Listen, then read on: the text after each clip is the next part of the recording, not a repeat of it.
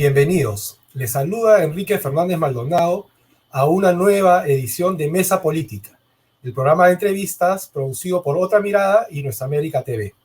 En esta oportunidad nos acompaña el economista Pedro Franque, quien ha sido miembro del programa de gobierno de Juntos por el Perú y en la segunda vuelta se ha desempeñado como vocero económico de la candidatura del profesor Pedro Castillo por Perú Libre. Bienvenido, Pedro. Es un gusto conversar contigo nuevamente. Un gusto verte, Quique. Un gusto estar aquí en Otra Mirada. Gracias por tu participación. Quería comenzar esta entrevista, Pedro, pidiéndote una apreciación sobre el profesor Pedro Castillo. Tú lo has estado acompañando en esta segunda vuelta y lo has podido conocer mucho más de lo que los peruanos y las peruanas hemos podido apreciar a través de los medios. ¿Cómo definirías tú al profesor Pedro Castillo y cómo ves que está enfrentando esta coyuntura crítica que le toca vivir con una votación que ha ganado en el último proceso electoral, pero que aún no es proclamado oficialmente por el Jurado Nacional de Elecciones? Bueno, creo que, como sabemos, es un maestro rural. Es un maestro rural con mucha honestidad, con mucha integridad. Honestidad en el sentido de con mucha autenticidad, ¿no?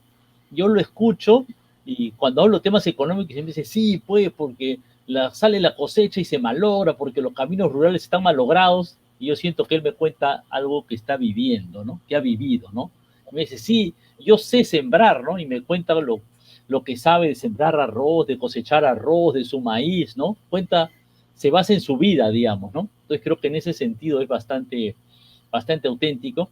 Creo que también es una persona con mucha empatía con el pueblo, ¿no? Sí tiene muy fuerte esta idea de escuchar a la gente, estar con la gente, el poder popular, ¿no? Recoger un poco la organización social, ¿no?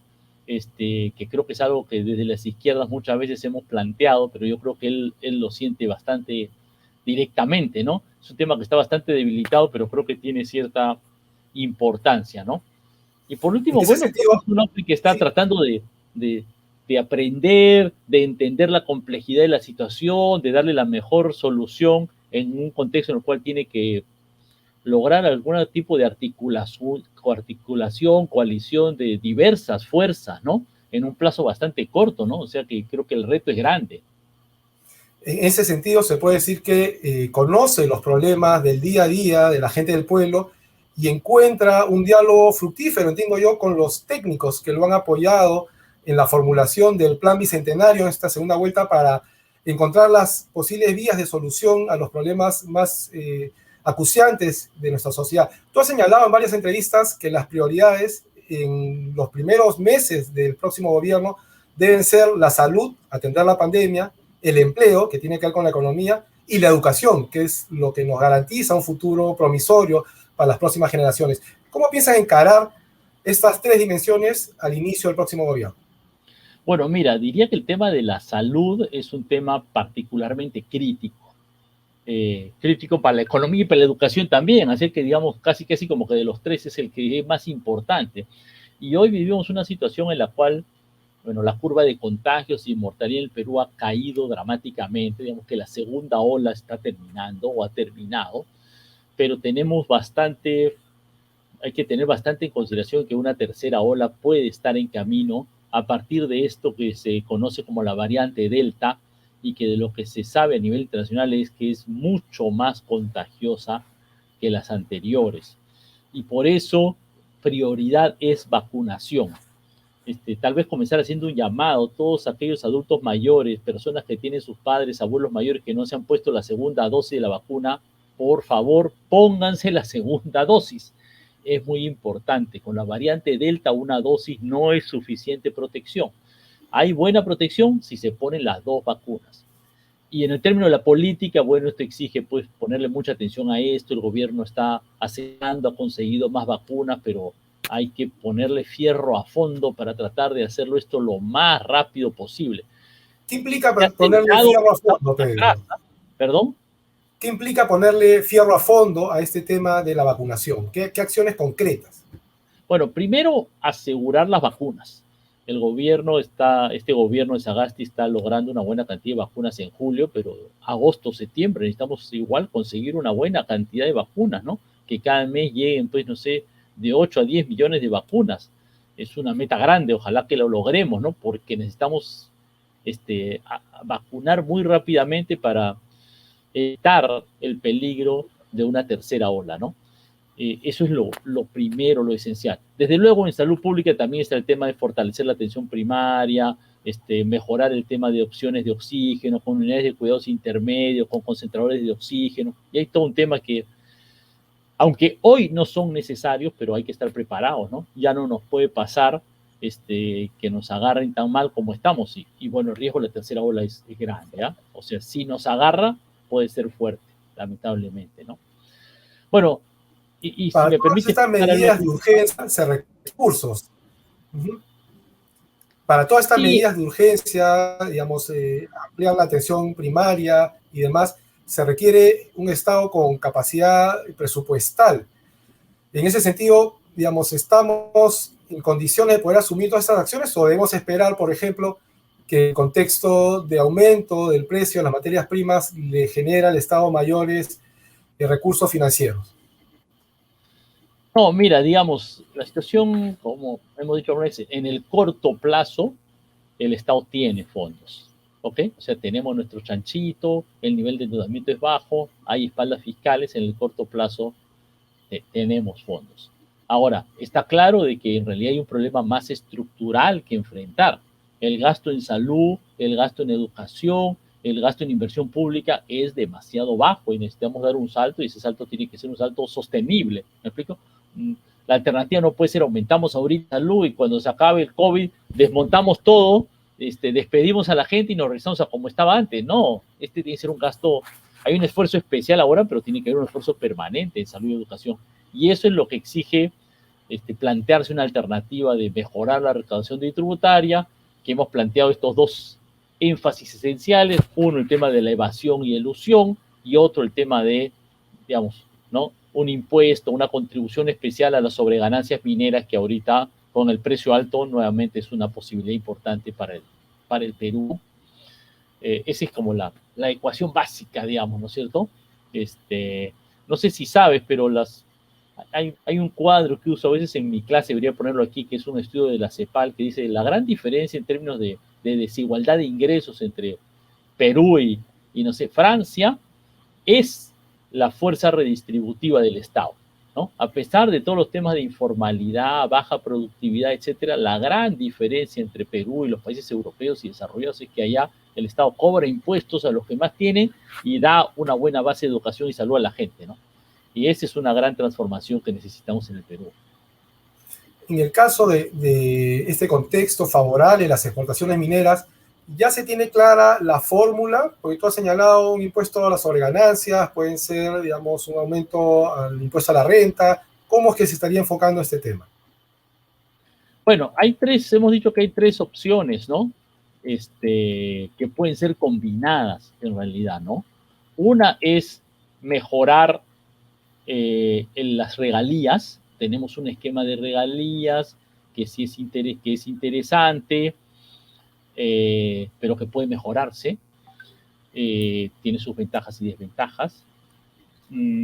Luego hay un tema que es otra posibilidad, que es mejorar o ajustar los impuestos que se establecieron en 2011 con Ollanta. Me parece que se llama el impuesto especial y la contribución especial a la minería. Son dos, porque uno es para las que tenían convenio de estabilidad tributaria y para las que no tenían. Eso también tiene algunas reglas ahí que se pueden ajustar, ¿no? Particularmente sobre la base gravable y las tasas, ¿no? Es una posibilidad. Y una tercera posibilidad es sí establecer un impuesto especial, una gradualidad en el impuesto a la renta para que a ganancias muy altas, esto pague una tributación mayor, digamos, ¿no? Entonces ahí estamos viendo las combinaciones, posiblemente hay unas combinaciones de ambas, porque cada una de estas opciones tiene ventajas y desventajas, considerando tres elementos esenciales de análisis, ¿no? La recaudación, la facilidad de la fiscalización y el evitar que el impuesto saque rentabilidad saque de juego a algunas empresas mineras, ¿no? Hay que tener esos tres elementos esenciales en consideración a la hora de diseñar el esquema tributario, ¿no? El segundo eje prioritario que señalabas, Pedro, en otras entrevistas, tiene que ver con el empleo. Se han perdido más de 3 millones de empleos durante el 2020, producto de la pandemia. ¿Cómo se piensa encarar este tema específico? Bueno, la respuesta principal es una respuesta macroeconómica, ¿no? Y la respuesta macroeconómica tiene dos elementos principales. Una política financiera y crediticia para favorecer el crédito a las pequeñas empresas, el agro y en general la actividad económica para que las empresas puedan sostenerse, crecer, desarrollarse. Eso es lo que, bueno, el año pasado con Reactiva se puso mucha plata en este sentido y es oportuno mantener todavía un impulso en ese sentido. Y en segundo lugar, un tema de un impulso fiscal, ¿no? En la línea de lo recomendado por el Fondo Monetario Internacional. La idea es que, bueno, hay que impulsar la demanda agregada. Impulsar la demanda agregada implica, bueno, dar dinero, empleo, ingresos a la gente. Lo que estamos desarrollando en este sentido, pensando en ese sentido, es cuáles son la mejor combinación de instrumentos para lograr eso, ¿no? Cuánto de empleo temporal podemos tener con programas como Trabaja Perú, cuánto de empleo temporal podemos tener en mecanismos como la rehabilitación y mejora de caminos rurales, cuánto podemos poner algún tipo de transferencias directas reforzando los programas existentes o generando, por ejemplo, un reconocimiento al gasto que han hecho las familias por la educación. La familia en los últimos 2 años, se supone que la educación es gratuita, pero como hemos conversado con el profesor Castillo, claro, se supone que es gratuita, pero a la hora de la educación virtual, cada familia tiene que pagar la conexión, el nuevo celular, la señal de internet, porque el Estado es gratuita, pero todo eso que es indispensable para la educación virtual, el Estado ha dejado que las familias lo paguen, ¿no? Entonces, aquí hay un reconocimiento que hacer de esos gastos también de las familias, ¿no? Un tema, digamos, vinculado a este último punto que tú señalas, relacionado a la educación, es la calidad precisamente de los servicios educativos, sobre todo, aunque no excluyentemente, la educación pública. Sabemos también que la educación privada tiene en varios sectores un déficit de calidad. ¿Cómo se buscaría mejorar esta calidad de la educación, asumiendo que en los próximos meses, el próximo año ya podremos retornar, esperemos, a las clases presenciales? Sí, bueno, efectivamente, el primer tema que tú dices es esencial, ¿no? Porque hay esta situación, digamos, ¿no? Por un lado, efectivamente, el retorno a las clases presenciales parece ser algo indispensable. 2 años son bastante duros para los niños y para las familias, tienen consecuencias sobre su desarrollo en varios aspectos. Entonces, esto es algo que hay que darle prioridad, pero hay que tener mucho cuidado con la parte sanitaria, ¿no? Entonces hay un dilema un poco difícil entre la necesidad del retorno a las clases presenciales en favor de los niños y las familias, pero también no podemos corrernos el riesgo de una tercera ola por ese lado, ¿no? Entonces hay que tener un equilibrio ahí que hay que hacer el balance, que es un poco complejo. Pero por otro lado, también es verdad que la pandemia nos genera las potencialidades de la educación virtual y del nuevo uso de tecnologías, ¿no? Yo suelo comentar porque me ha parecido bien significativo que en mis clases en la universidad, en uno de mis cursos, tengo un alumno que está en Chirinos, un distrito de San Ignacio en el norte de Cajamarca, tengo un alumno que está en la provincia de Tayacaja, en Pampas, en Huancavelica, y tengo un alumno que está en Azángaro, y los 3 toman sus clases virtuales. Entonces, también es verdad que esto pues tiene una potencialidad grande, digamos, ¿no? Para la parte universitaria, pero habría que evaluar también para la parte de la básica, ¿no? Hasta qué punto este tipo de nuevas tecnologías y nuevas conexiones pueden ser un refuerzo, ¿no? Un adicional en el tema de la calidad de la educación, ¿no? Y bueno, junto con eso se plantea ya todo un tema mayor. Yo no soy pues el encargado del tema de educación respecto a la revalorización de la profesión docente, a la mejor capacidad de los profesores, a los materiales, a la infraestructura, ¿no? Hay un gran tema de conjunto que trabajar en el tema de la educación, ¿no? Que tenemos un equipo particularmente trabajando ese tema, ¿no? Entonces volvamos a los temas económicos que son en los que más te sientes cómodo. Para mejorar la situación del empleo en nuestro país se requiere en gran medida de mejorar los ingresos. Se estaría evaluando aumentar el salario mínimo en los primeros meses del gobierno del profesor Castillo como una forma de inyectarle liquidez a los consumidores y de esta forma fortalecer el mercado interno, que ha sido el gran ausente en las últimas décadas, donde la economía ha estado mirando siempre hacia la exportación, o en gran medida. Bueno, sí, efectivamente, y uno de los temas que estamos trabajando a ese respecto, aparte del tema del impulso a la demanda interna, es el tema de cómo proteger la producción agropecuaria e industrial del Perú en áreas sensibles respecto de la competencia de la producción internacional, ¿no? Ayer justo estuvimos en una reunión en la Sociedad Nacional de Industrias y justamente está uno de estos temas, ¿no? El tema de los salvaguardas, porque una de las cosas que llama la atención cuando uno ve las cifras económicas es que casi todos los sectores industriales se han recuperado con un nivel de producción como prepandemia. Es el sector confecciones, que está como 20% por debajo, y es un sector donde hay una buena cantidad de empleos, ¿no? Y incluso Indecop ya ha hecho informes al respecto, pero lamentablemente no se ha no se han recogido, ¿no? Más que muy parcialmente por parte del gobierno, ¿no? Entonces, este es un tema que nos preocupa. Igual en el tema agrícola con un sistema de protección como lo que se llama la franja de precios, que es un mecanismo que permite, pues, con cosas que son como estas, como simbólicas, ¿no? Como la papa importada, ¿no? La leche, ¿no? Que afecta a los ganaderos en el Perú, que son miles, ¿no? O el trigo. Entonces, o el trigo, ¿no? Claro, porque la competencia del trigo es más indirecta, porque la producción de trigo en el Perú es bastante baja, ¿no? Entonces ahí sí hay una sustitución de consumo, ¿no? Pero en Pero en el otro... caso, por ejemplo, de los textiles, Pedro, los empresarios de Gamarra se vienen quejando hace años que no pueden competir con las importaciones subsidiadas de China, de la India, y encuentran que el problema está precisamente en los TLCs, que por otro lado favorecen las exportaciones y que generan empleo en otras industrias, como la agroexportación.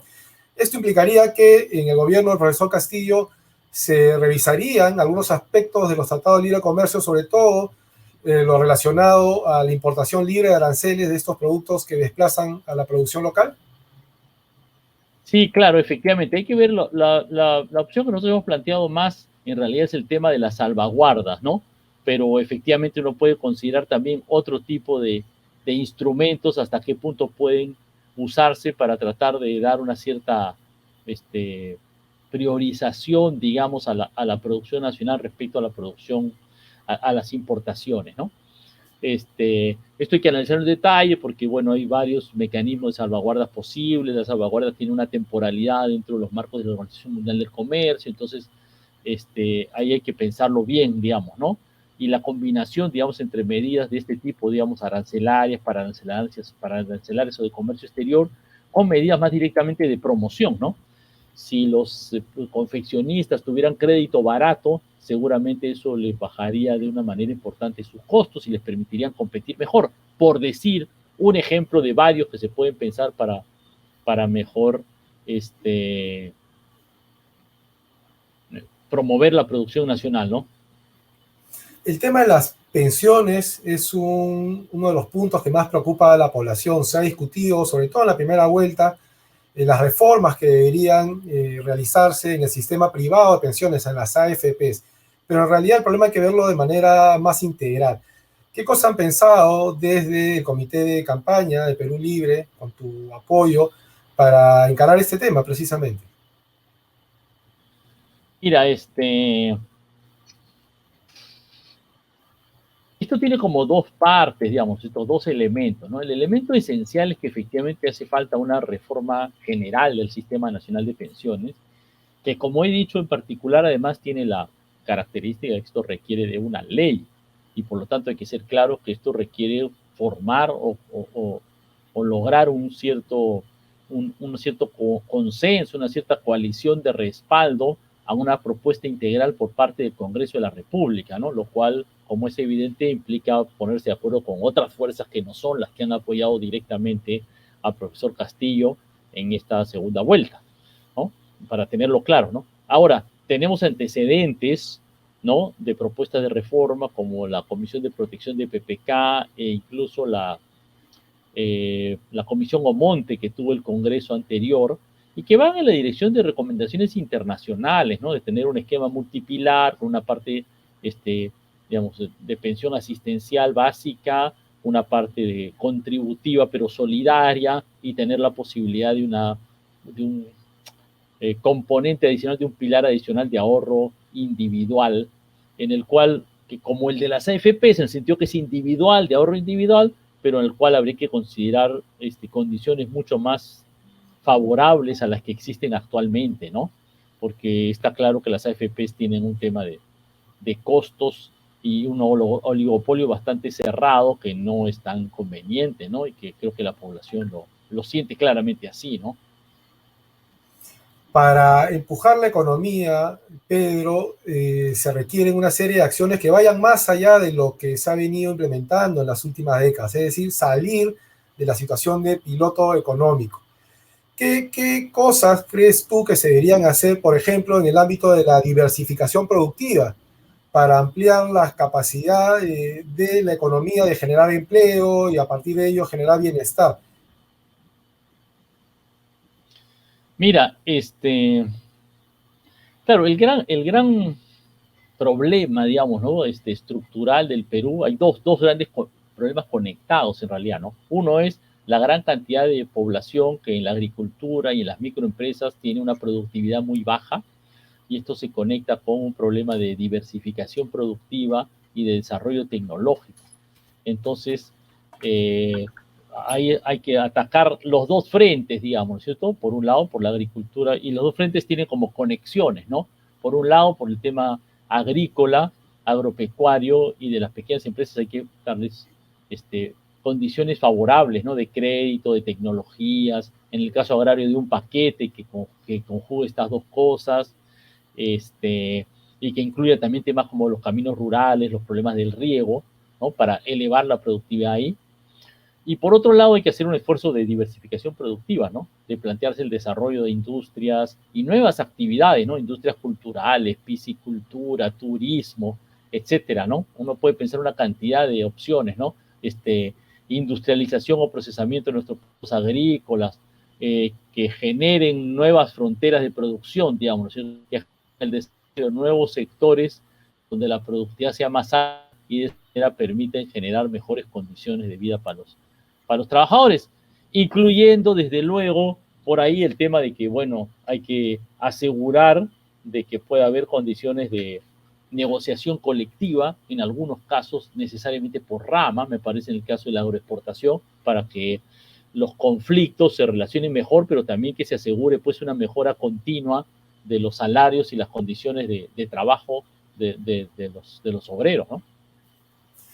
Estos puntos últimos que señalas me llevan a un terreno que ha sido también objeto de discusión durante la campaña y que tiene que ver con una nueva constitución o reformas constitucionales a la Carta Magna de 1993. Por ejemplo, un artículo que es muy cuestionado es el derecho al despido arbitrario, frente al cual el Estado solo garantiza una debida protección, pero no lo excluye.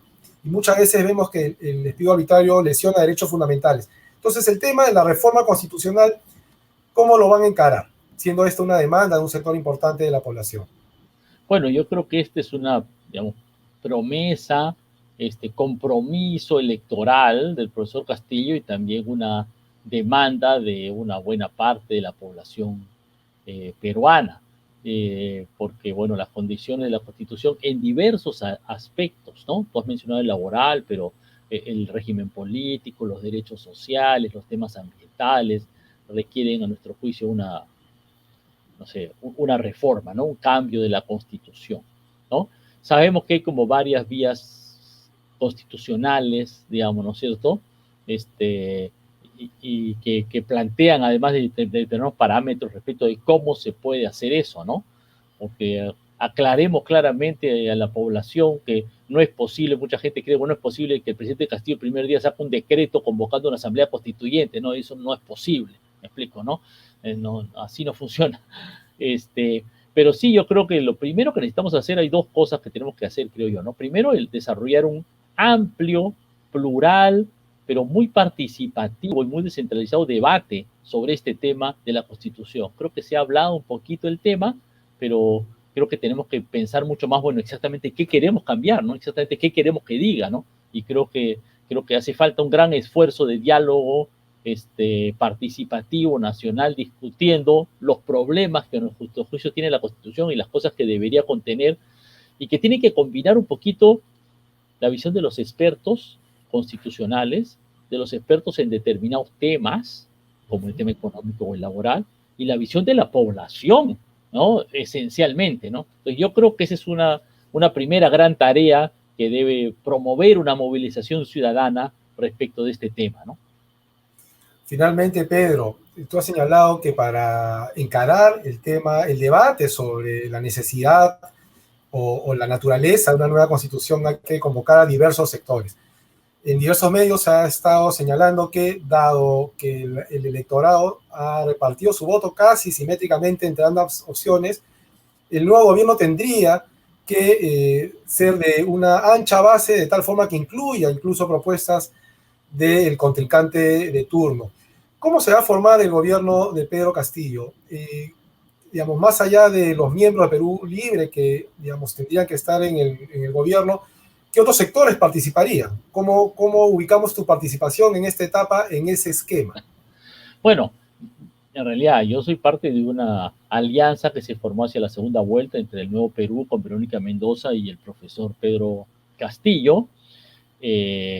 Y bueno, ya tenemos esta alianza, digamos, más o menos avanzada, consolidada, digamos, ¿no es cierto?, en este esfuerzo de la segunda vuelta. En primer lugar, yo sí quiero decir, bueno, la votación es cercana, pero hay un ganador, perdón. ¿Ah? Ojo, no, esto, no, y por lo tanto es como lo que dice, y por lo tanto, como es casi mitad, entonces se diluye todo lo que se dijo en las elecciones y pasamos a otra cosa. No, perdón. Las elecciones entregan un ganador en todas partes del mundo. Por supuesto, el ganador tiene que, uno, goberna para todos los peruanos. No vamos a discriminar, atacar a nadie, porque hay un derecho ciudadano de todos, ¿no? Y desde luego, esto implica también pensar, digamos, si se quiere una coalición de gobierno, dada la composición del Congreso, ¿no? Yo pienso que debemos aspirar a tener una coalición de gobierno que logre afirmar una mayoría en el Congreso, ¿no? Entonces esto me parece que es un tema esencial, pero que al mismo tiempo no puede ser una coalición que diga, bueno, lo que dije en campaña no importa, porque ahora todo lo que importa es el realismo, y ¿no es cierto?, el realismo de las condiciones, mitad, y entonces todo eso, no, yo por el momento creo que no, yo creo que hay que lograr un equilibrio inteligente que incluye estas dos cosas, ¿no? Por un lado, las promesas, los compromisos de campaña, que es por lo que votó mayoritariamente el pueblo peruano, y la necesidad de una coalición de gobierno. En una condición particular, termino con esto, que es que, bueno, tenemos una derecha, pues, golpista. Hay que decirlo con todas sus letras, una derecha antidemocrática, porque cuando el exalmirante Jorge Montoya dice que hay que tener nuevas elecciones y que los comunistas no son peruanos, y cuando el señor López Aliaga dice que él quisiera que el dólar esté a 6 soles para que la gente sufra y sepa lo que es, la verdad tenemos que tener claro que, bueno, hay una posición pues ahí con la cual me parece a mí que es bastante difícil pensar en una conciliación, ¿no?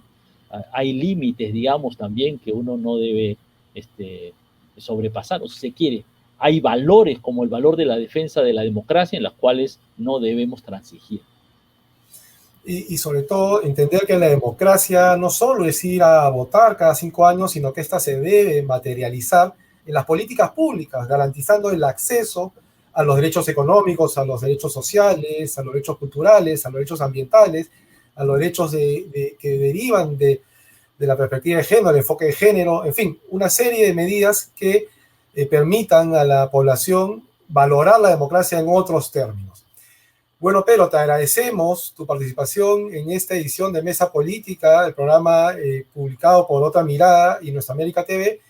Y a todos los que nos han seguido pueden compartir este programa a través de las redes sociales de Otra Mirada, y los esperamos en una nueva edición de Mesa Política. Muchas gracias, Quique. Muchas gracias a La Otra Mirada por la entrevista y seguimos conversando. Seguimos, Pedro. Mucha suerte en este periodo que se inicia. Gracias, gracias.